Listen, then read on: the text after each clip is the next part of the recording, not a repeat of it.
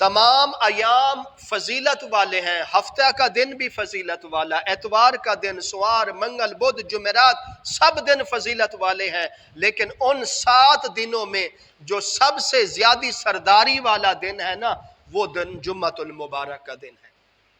پھر خود اندازہ لگائیں، جو جمعہ تمام دنوں کا سردار ہو تو پھر وہی جمعہ رمضان المبارک میں آ جائے تو پھر اس جمعے کا مقام پہلے بھی بہت زیادہ ہے، لیکن رمضان کی برکت سے اس جمعے کا اور زیادہ مقام بڑھ جائے گا۔ رمضان کے جمعے سب عظمت والے ہیں، سب شان والے ہیں، مرتبے والے ہیں، لیکن ان تمام رمضان کے جمعوں میں سے جمعۃ الوداع جو رمضان کا آخری جمعہ ہوتا ہے، یہ سب سے اعلیٰ اور نرالا جمعہ ہوتا ہے۔ کیوں؟ یہ جمعۃ الوداع ہے اور یہ رمضان کا آخری جمعہ ہے۔ اس کے بعد جو جمعے آئیں گے، جمعے تو ضرور آئیں گے، دن بھی ضرور ہوں گے،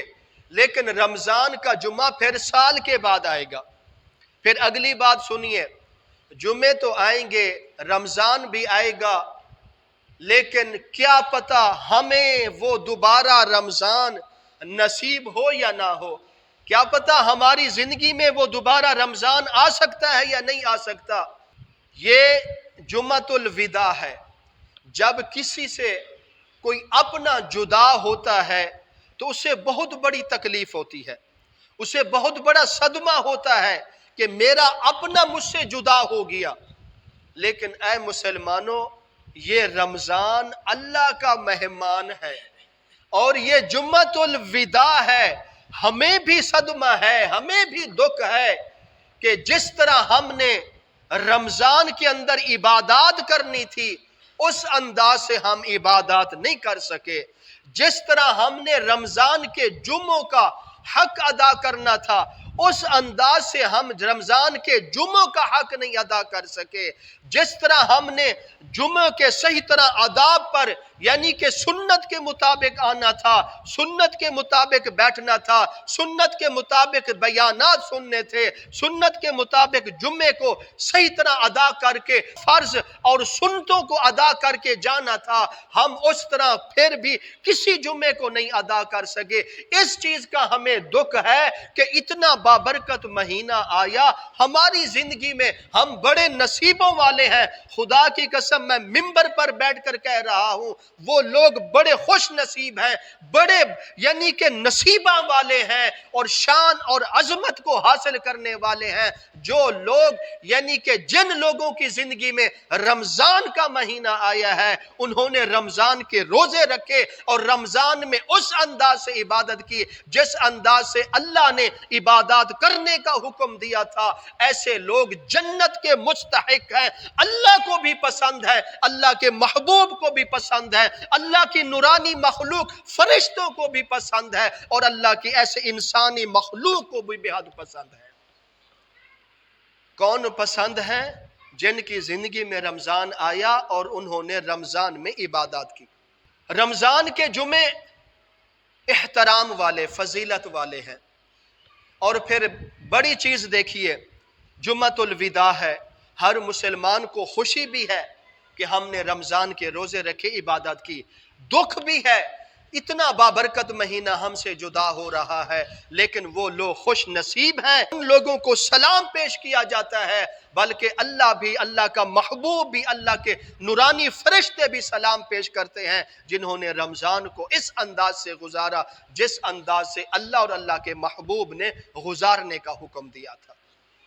رمضان کا آخری جمعہ الوداعی جمعہ، یہ جمعے آتے رہیں گے، پتہ نہیں ہم ہوں گے یا نہ ہوں گے، اس لیے یہ وہ جمعہ ہے جو انسان پورا سال مسجد میں نہیں آتا، پورا سال جمعے نہیں پڑھتا، اس کے دل میں ایک ایسے ایک ایسی دین کی محبت پیدا ہو جاتی ہے، وہ چاہتا ہے میں کتنا بد نصیب ہوں، میں پورا سال مسجد میں نہیں جا سکا، پورا سال عبادات نہیں کر سکا، پورا سال اللہ کے حضور نہیں جھک سکا، چلو آج رمضان کا آخری جمعہ ہے، کیوں نہ میں اس جمعے کو ادا کر لوں۔ اللہ اکبر۔ اگر وہی مسلمان جس کو پورا سال آنے کی توفیق نہیں ملی، اگر وہ اس عاجزی نال، ندامت نال، شرمندہ ہو کے میں بڑا بد نصیب ہاں، کس طرح کا انسان ہاں، اللہ نے اتنا بابرکت مہینہ میری زندگی میں بھیجا، میں اس مہینے کا ادب احترام نہیں کر سکیا، اس مہینے کے روزے نہیں رکھ سکے، اگر وہ سچی توبہ کر لے گا، جو روزے بچے ہیں وہ روزے رکھ لے گا، اور باقی جو روزے اس نے چھوڑے ہیں وہ قضا کر کے اگلے دنوں میں رکھے گا، اللہ تعالیٰ ایسے بندے کے بھی ساری زندگی کے گناہوں کو معاف فرما دیں گے۔ اللہ اکبر۔ اس لیے میرے دوستو بزرگوں، یہ جمعۃ الوداع ہے، آخری جمعہ ہے رمضان کا، ہر مسلمان کوشش کر رہا ہے، لیکن آپ خوش نصیب ہو کہ اتنے ٹائم سے آ گئے ہیں، کیونکہ جمعے کے بڑے فضائل ہیں۔ جو سب سے پہلے آتا ہے، ایک اونٹ کی قربانی کا ثواب حاصل کرتا ہے۔ رمضان میں جو سب سے پہلا نمبر پر ہے، اس کو پھر آپ خود اندازہ لگائیں، کیونکہ رمضان تو وہ مہینہ ہے جس میں اجر و ثواب کو بڑھا دیا جاتا ہے۔ جو سب سے پہلے جمعہ کے پڑھنے کے لیے آئے ہیں، ان لوگوں کے نامہ اعمال میں 70 اونٹوں کا ثواب لکھ دیا جاتا ہے۔ تو اس لیے آپ خوش نصیب ہیں، ساری زندگی آپ دنیا کے کاروبار سے نہیں فارغ ہو سکتے۔ اگر آپ کہیں نا چل میں یہ کام کر لوں، وہ کر لوں، یہ کر لوں، پھر جاتا ہوں، نہیں، دنیا کے کام نہیں مکتے، حتیٰ کہ انسان قبر میں چلا جاتا ہے پھر بھی اس کے دنیا کے کام نہیں مکتے۔ دین کے لیے وقت نکالنا پڑتا ہے، دین حاصل کرنے کے لیے ٹائم نکالنا پڑتا ہے، قرآن سننے کے لیے وقت نکالنا پڑتا ہے۔ اگر ہم دین کو سیکھیں گے، دین کو سنیں گے، دین کو سمجھیں گے، تو انشاءاللہ دین ہمارے دلوں میں اترے گا۔ جب ہمارے دلوں میں آ جائے گا تو انشاءاللہ ہم دین کے مطابق زندگی گزارنے والے بن جائیں گے۔ جب ہم دین کو سنیں گے نہیں، دین کو حاصل کرنے کے لیے ہمارے پاس ٹائم نہیں، سارا دن ہم یعنی کہ پانی لگانے کے لیے گرمی میں کھڑے رہیں گے،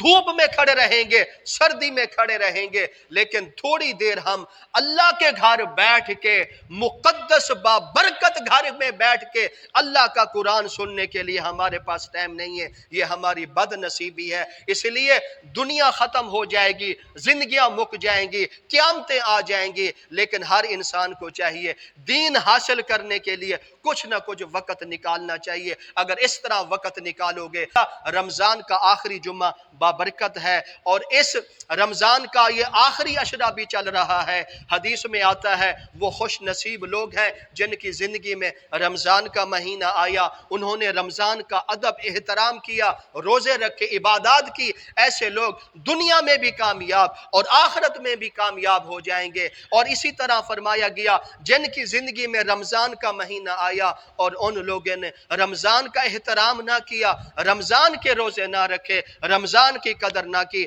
تو ایسے بندے بد نصیب ہیں۔ اللہ اکبر۔ اللہ تعالیٰ ایسے بندوں کو اپنی عبادات کرنے کی، رمضان کے روزے رکھنے کی۔ مسلمانوں، اس لیے رمضان کا اب آخری عشرہ چل رہا ہے، اور اس عشرے میں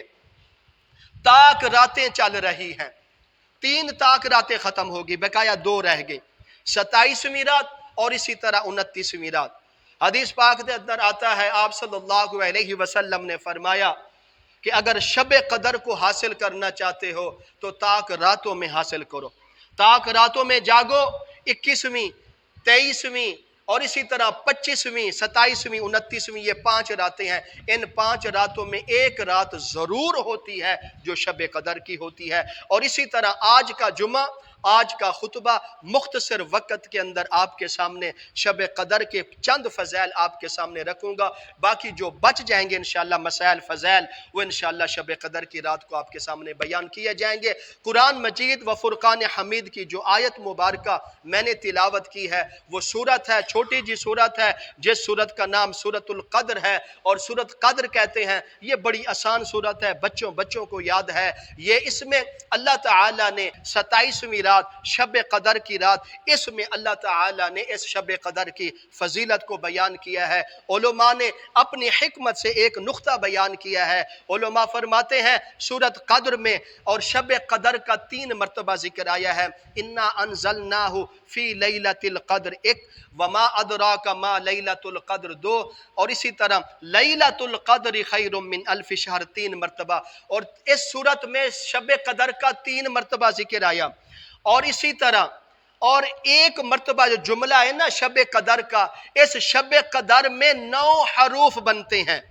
اور ان 9 حروف کو 3 جگہ جمع کیا جائے تو 27 حروف بنتے ہیں۔ علماء فرماتے ہیں ان 27 حروف سے ہمیں یہ سمجھ آتا ہے کہ جو شب قدر کی رات ہے وہ اکثر 27ویں شب کو آتی ہے۔ اسی طرح ایک اور بھی صحابی ہیں، جلیل القدر صحابی ہیں، جن کا نام حضرت قعب بن احبار رضی اللہ تعالی عنہ ہے۔ وہ فرماتے ہیں مجھے اپنے رب کی رحمت پر امید ہے کہ جو شب قدر کی رات ہے وہ 27ویں شب کی رات ہے۔ اسی طرح آپ صلی اللہ علیہ وسلم کو شب قدر کے بارے بتا دیا گیا تھا، میرے محبوب جائیں اپنی امت کو بتا دیں شب قدر کی فلاں رات ہے، لیکن جس وقت آپ صلی اللہ علیہ وسلم بتانے کے لیے اٹھے ہی ہیں، سامنے دیکھا 2 صحابہ کرام میں آپس میں تکرار ہو رہا ہے، آپس میں جھگڑا ہو رہا ہے۔ اللہ اکبر، یہ ہم لوگ ہیں، ہم دنیا کے لیے لڑتے ہیں، دنیا کے لیے جھگڑتے ہیں، دنیا کے کاموں کے لیے لڑتے ہیں، لیکن صحابہ کرام دنیا کے لیے کبھی نہیں انہوں نے آپس میں جھگڑا کیا۔ جب بھی ان کا آپس میں اختلاف ہوتا تو کسی دینی مسائل پر ہوتا تو پھر آپ صلی اللہ علیہ وسلم کے سامنے وہ مسائل رکھے جاتے، آپ صلی اللہ علیہ وسلم ان کے مسائل کو حل کر کے دکھاتے۔ اسی طرح آپ صلی اللہ علیہ وسلم شب قدر کو بتانے کے لیے اٹھے ہی ہیں، سامنے دیکھا 2 صحابہ آپس میں تکرار کر رہے ہیں، ان کے اس جھگڑے کو دیکھ کر آپ صلی اللہ علیہ وسلم کی شب قدر جو بتانے والے تھے آپ صلی اللہ علیہ وسلم کے ذہن سے نکال دیا گیا۔ تو اس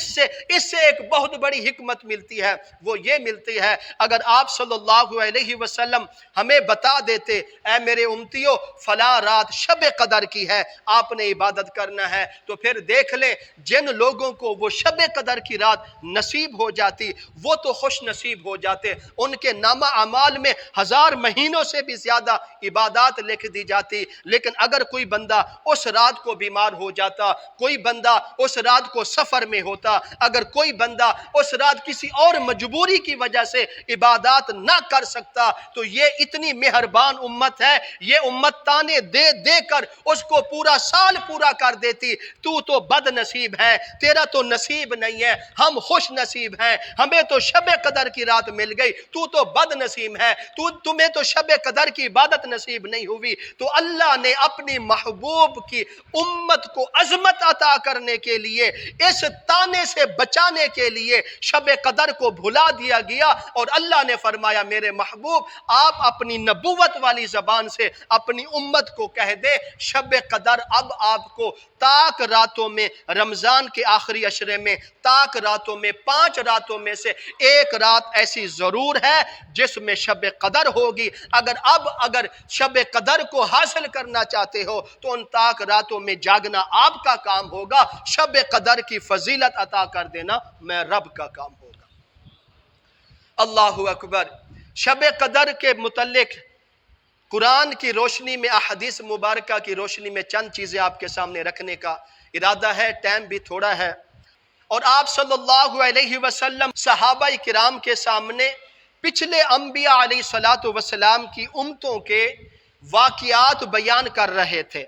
اور آپ صلی اللہ علیہ وسلم نے فرمایا اے میرے صحابہ فلاں نبی کی امت کو اتنا عرصہ زندگی ملی، اس نے 100 سال زندگی گزاری، 500 سال زندگی گزاری، 1000 سال زندگی گزاری، اس امتیوں میں اتنے عابد تھے، کسی نے 100 سال عبادت کی، کسی نے 500 سال عبادت کی، کسی نے 1100 سال عبادت کی۔ جس وقت آپ صلی اللہ علیہ وسلم نے صحابہ کرام کے سامنے پچھلی امتوں کی عبادت کا اضافے کا تذکرہ صحابہ کرام کے سامنے رکھا، ان کو یعنی کہ رشک ہوتا تھا، اگر ایک صحابی نے 2 نفل پڑھے ہیں تو دوسرے صحابی کی کوشش ہوتی تھی میں 4 پڑھاں گا، اگر ایک صحابی نے 1 روپیہ اللہ کے راستے پر خرچ کیا ہے تو دوسرے صحابی کی کوشش ہوتی میں 2 روپے خرچ کروں گا۔ اسی طرح ہر صحابی کی ایک کوشش ہوتی تھی میں نیکیوں میں زیادہ دوسرے سے سبقت حاصل کر جاؤں۔ لیکن جس وقت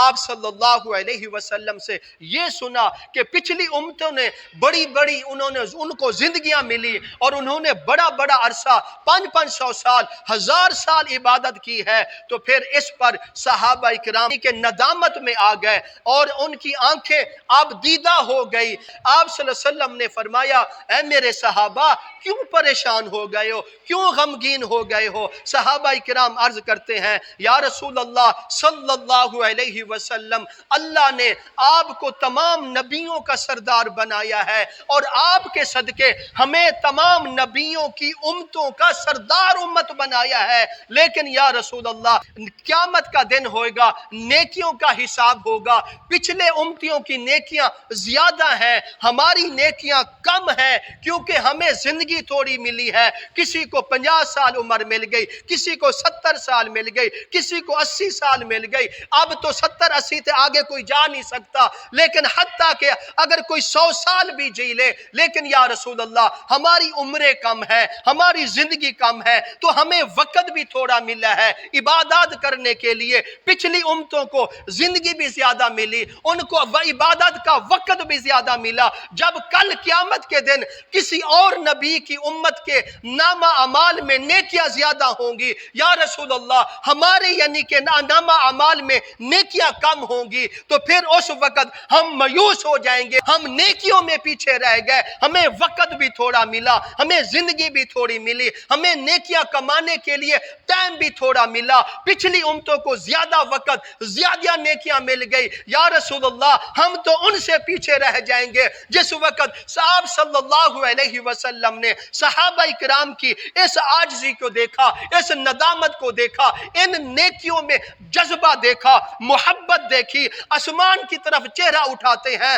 اور جس وقت چہرہ آپ صلی اللہ علیہ وسلم نے اٹھایا اللہ فرماتا ہے اے جبرائیل جلدی جا، دوڑ کے جا، آج صحابہ نے میرے محبوب سے سوال کیا ہے، نیکیوں کے بارے مطالبہ کر رہے ہیں، پچھلی امتوں نے نیکیاں زیادہ کی، ان کو زندگی زیادہ ملی، ہمیں عمر تھوڑی ملی، ہمیں زندگی تھوڑی ملی، اس لیے ہم نے نیکیاں بھی تھوڑی کی ہے، اور وہ امتیں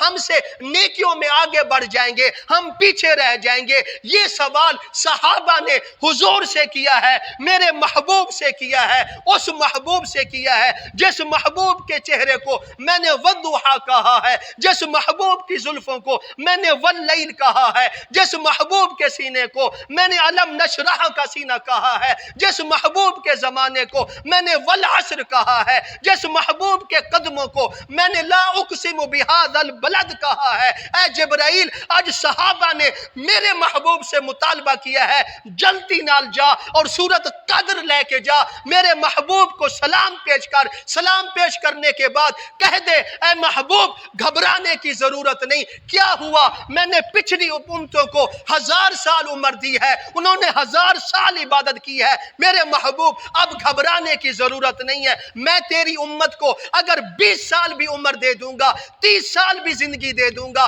میرے محبوب میں ان کو اس رمضان میں سال میں آخری عشرے میں تاک راتوں میں ایک ایسی رات عطا کر دوں گا، اس رات کی عبادت کرنا ان کا کام ہوگا، 83 سال کی عبادت کا ثواب لکھ دینا میں رب کا کام ہوگا۔ اب اس صورت میں اللہ تعالیٰ نے قرآن مجید میں کس چیز کا ذکر فرمایا؟ فرمایا کہ اِنَّا أَنزَلْنَاهُ، اللہ فرماتا ہے اے دنیا والو اِنَّا أَنزَلْنَاهُ، یہ بابرکت قرآن ہے، بے شک قرآن سب سے اعلیٰ کتاب ہے، کتاب نہیں بلکہ اللہ کا کلام ہے، باقی کتابیں باقی جو صحیفے اترے کتابیں اتری کتابوں کی شکل میں آئی، لیکن قرآن کتاب کی شکل میں نہیں آیا بلکہ اللہ کا کلام بن کر آیا ہے۔ میں اکثر بتاتا رہتا ہوں، آپ کو سننے والے ہیں، اگر آپ چاہتے ہیں نا ہم اللہ سے باتیں کریں، اگر آپ چاہتے ہیں ہم اللہ سے گفتگو کریں، تو پھر اس قرآن کو پڑھنا شروع کر دو. جب اس قرآن کے ہر لفظ کو پڑھیں گے سمجھ لو میں اللہ کے ساتھ ڈائریکٹ باتیں کر رہا ہوں. اتنا بڑا انعام اللہ نے دیا ہے قرآن کی شکل میں. تو فرمایا انا انزلناہ، اے میرے محبوب یہ قرآن ہم نے نازل کیا، یہ قرآن ہم نے اتارا، یہ قرآن ہم نے رات کو اتارا، یہ قرآن ہم نے اندھیری رات کو اتارا. 27ویں رات رمضان کی 27ویں کسی مہینے کی جب چاند کی 27ویں تاریخ ہوتی ہے تو وہ اندھیری رات ہوتی ہے، اس میں اتنا روشنی نہیں ہوتی، چاند نہیں ہوتا. تو فرمایا میں نے کالی رات میں، اندھیری رات میں، رات کی تاریخی میں نے قرآن مجید اتارا. انا انزلناہ، میں نے قرآن مجید اتارا. کس رات کو؟ فرمایا فی لیلۃ القدر، میں نے شب قدر کی رات کو اتارا. شب قدر کی رات 27ویں رمضان کی رات ہے، میں نے اس رات کو قرآن مجید اتارا ہے. ابھی آپ کا سوال بنتا ہوگا یہ کیسے ہو سکتا ہے؟ ایک جگہ تو اللہ کہہ رہے ہیں میں نے قرآن مجید شب قدر میں اتارا، دوسری جگہ آپ یہ سوچتے ہوں گے قرآن تو آپ صلی اللہ علیہ وسلم پر 23 سال نازل ہوتا رہا ہے، یہ کیسے ہوگا؟ میرے دوستو آسان کر کے سمجھاتا ہوں. جب یہ قرآن اللہ تعالیٰ نے اس کو لوح محفوظ میں جمع کیا، مکمل ہو گیا. یہ جو آسمان آپ کو نظر آتے ہیں یہ 7 آسمان ہے، پہلا آسمان، دوسرا، یعنی 7 آسمان ہے. تو 7ویں آسمان پر اللہ تعالیٰ نے لوح محفوظ میں اس قرآن کو جمع کر دیا تھا. جب جمع ہو گیا تمام نبی آئے، آدم آئے، شیس آیا، نوح آئے، ابراہیم آئے، حضرت اسحاق آئے، یعقوب آئے، حضرت تمام انبیاء علیہ السلام، حضرت آدم سے لے کر عیسیٰ علیہ السلام تک تمام نبی ہے. کسی کو یہ قرآن نہیں دیا گیا. ان کو اور کتابیں تو مل گئی، تورات مل گئی، زبور مل گئی، انجیل مل گئی، صحیفے مل گئے، قرآن کسی نبی کو نہیں ملا. یہ قرآن اللہ نے آپ صلی اللہ علیہ وسلم کے لیے سانب کر رکھا تھا اور اس امت کے لیے سانب کر رکھا تھا. کہاں؟ لوح محفوظ میں رکھا تھا. لیکن جس چیز کا اس آیت میں تذکرہ کیا گیا ہے انا انزلناہ فی لیلۃ القدر، ہم نے قرآن اتارا شب قدر کی رات کو. اس سے مراد یہ ہے کہ جس وقت اللہ تعالیٰ نے قرآن مجید لوح محفوظ میں جمع کر لیا تو آپ صلی اللہ علیہ وسلم پر جب پہلی وحی اتری تو اللہ تعالیٰ نے اس مکمل قرآن کو لوح محفوظ سے اٹھا کر اور آسمان دنیا میں جو پہلا آسمان جو دنیا کے ساتھ تعلق رکھنے والا ہے اس آسمان پر جمع کر دیا. تو پھر جو سب سے پہلے قرآن مجید کی آیت مبارکہ اتری اور وہ سورت علق ہے، اور اقرأ بسم ربک الذی خلق خلق الانسان من علق، اور غار حرا کے اندر پہلی آیاتاں اتریاں. اور جب یہ قرآن پہلی مرتبہ آپ صلی اللہ علیہ وسلم کے سینے مبارک پر اتر رہا تھا تو وہ رات رمضان کی 27ویں شب قدر کی رات تھی. تو اس لیے فرمایا گیا انا انزلناہ، ہم نے قرآن کو نازل کیا فی لیلۃ القدر، شب قدر کی رات کو. اس کے بعد پہلی مرتبہ جو قرآن آپ صلی اللہ علیہ وسلم کے سینے مبارک پر نازل ہویا شب قدر کو ہویا، 27ویں شب کو ہویا، رات کو ہویا. راتوں سے کون پوچھتا ہے؟ راتوں کی کیا حیثیت ہے؟ راتوں کا کیا کمال ہے؟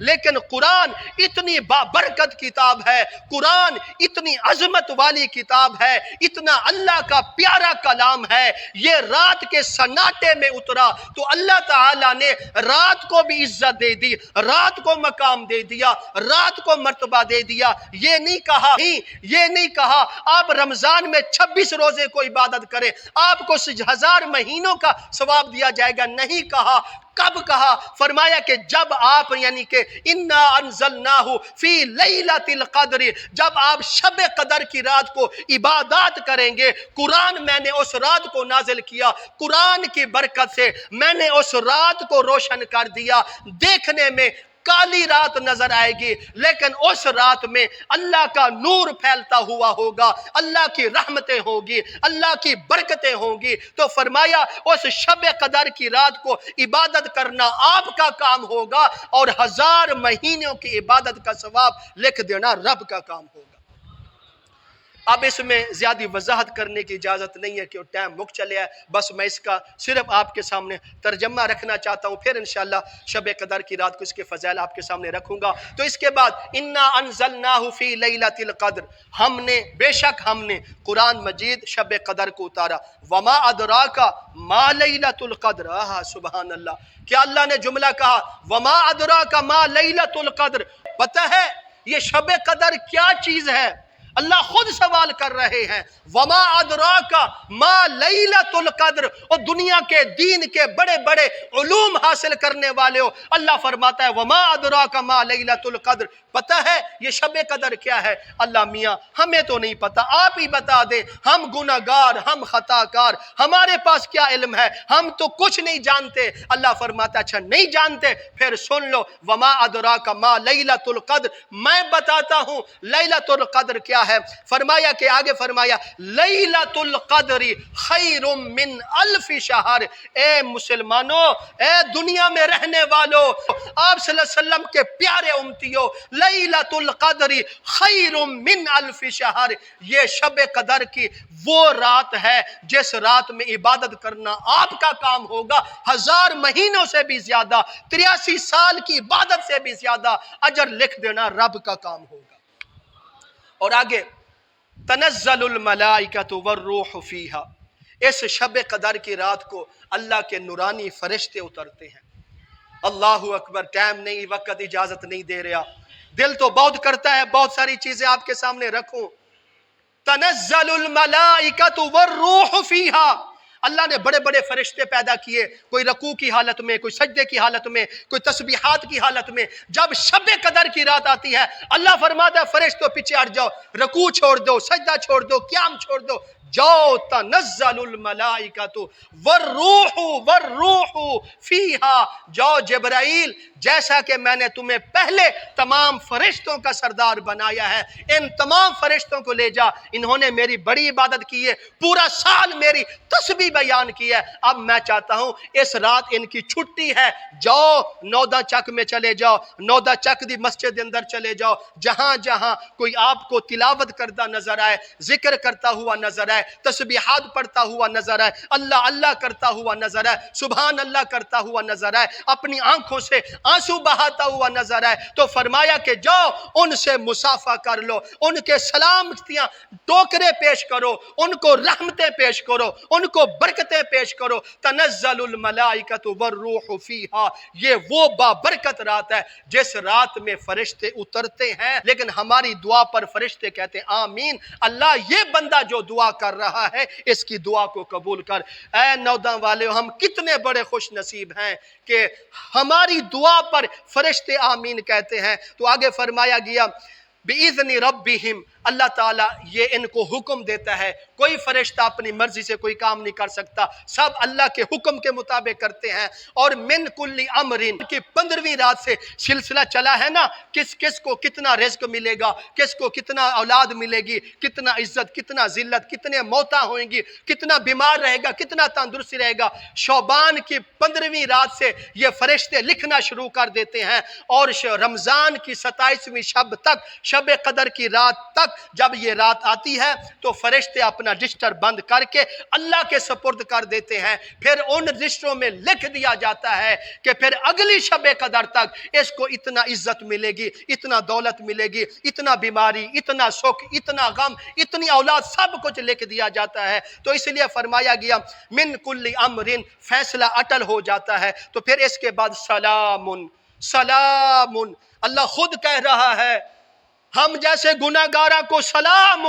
اگر کوئی ہمیں چودھری سلام کر لے ہمارے پاؤں زمین پر نہیں لگتے۔ اے مسلمانوں، اللہ ہمیں کہہ رہا ہے اور شب قدر کی رات کو عبادت کرنے والوں سلام، تم پر سلام ہو، تم پر سلامتیاں ہو، تم پر برکتیں ہو۔ گناہگار ہیں، ہمیں تو محسوس نہیں ہوتا، علماء فرماتے ہیں جو اہل دل ہوتے ہیں، جو بڑے نیکوکار اللہ والے ہوتے ہیں، تو جب وہ شب قدر کی رات کو عبادت کرتے ہیں نا تو ان کے ہاتھوں میں ان کو اس طرح محسوس ہوتا ہے جیسا کہ کوئی ہمیں مصافحہ کر رہا ہے، اور وہ مسافہ اللہ کے نورانی فرشتے کرتے ہیں، سلام سلامتیں پیش کرتے ہیں، سلام پیش کرتے ہیں، برکتیں پیش کرتے ہیں، یہ پیش کرتے رہیں گے غروب آفتاب سے لے کر۔ یہ نہ سوچے 1 گھنٹہ اتنی عزت مل رہی ہے، 2 گھنٹے 10 گھنٹے، نہیں، بلکہ آگے فرمایا ہی حتی مطلع الفجر، اور سورج جس وقت صبح طلوع ہوتا ہے اس وقت تک اللہ کی رحمتیں برستی رہتی ہیں، برکتیں برستی رہتی ہیں۔ تو اس لیے شب قدر جو کل رات آ رہی ہے یہ بڑی بابرکت رات ہے، دنیا کے کام نہیں مکیں گے، آپ جتنا مرضی زور لگا لیں نہیں مکتے، بندہ مک جاتا ہے، دنیا کے کام نہیں مکتے۔ اگر آپ ان جو 2 راتیں بچ گئی ہیں، 27ویں طاق رات اور اسی طرح 29ویں طاق رات، ان طاق راتوں میں جاگ لیں، عبادات کر لیں۔ اگر آپ نے کہا نا ان عبادت شب قدر کی رات میں اے اللہ مجھے معاف کر، سمجھ لو آپ نے 83 سال یہی جملہ کہا، اللہ مجھے معاف کر۔ اگر آپ نے 1 مرتبہ سبحان اللہ پڑھ لیا، سمجھ لو اگر وہ شب قدر کی رات ہوئی تو آپ نے 83 سال 1000 مہینوں سے بھی زیادہ یہی کہا یا اللہ مجھے معاف کر، سبحان اللہ، الحمدللہ۔ جو دعا کریں گے، جو عبادت کریں گے، جو تسبیحات پڑھیں گے، اگر آپ کی زبان سے 1 مرتبہ نکلے گا تو آپ کے نامہ اعمال میں 1000 مہینوں سے بھی زیادہ لکھ دیا جائے گا، 83 سال کی عبادت سے بھی زیادہ لکھ دیا جائے گا۔ خود اندازہ لگیں جس بندے کو زندگی میں 10 مرتبہ شب قدر نصیب ہو گئی تو وہ پچھلے امتوں جو چاہے 1000 سال بھی وہ یعنی کہ عبادت کرنے والے لوگ تھے، اس امتی یہ عبادت میں بڑھ جائیں گے۔ اللہ نے آپ صلی اللہ علیہ وسلم کے صدقے ہمیں یہ بہت بڑا تحفہ دیا ہے۔ شب معراج بھی گزر چکی ہے، شب برات بھی گزر چکی ہے، یہ اب آخری رات آ رہی ہے سیزن کو لوٹنے کی۔ جس طرح آپ ابھی دنیا کے یعنی کہ چیزیں خرید کر، جوتا کپڑا خرید کر بیٹھے ہیں، اسی طرح میں چاہتا ہوں اس شب قدر جو کل رات آ رہی ہے، اس رات کو اللہ کی رحمتوں کو بھی لوٹنے والے بن جائے، اللہ کی برکتوں کو بھی لوٹنے والے بن جائے۔ آپ مغرب کی نماز با جماعت پڑھیں، عشاء کی نماز با جماعت پڑھیں، تراویح کی نماز مکمل پڑھیں، پھر اسی طرح تھوڑی دیر جاگ لیں، جتنا آپ کو فرصت ملتی ہے، جانا چاہے سو جائیں، جا کر صبح اٹھ کر با جماعت نماز پڑھیں۔ آپ کو اگر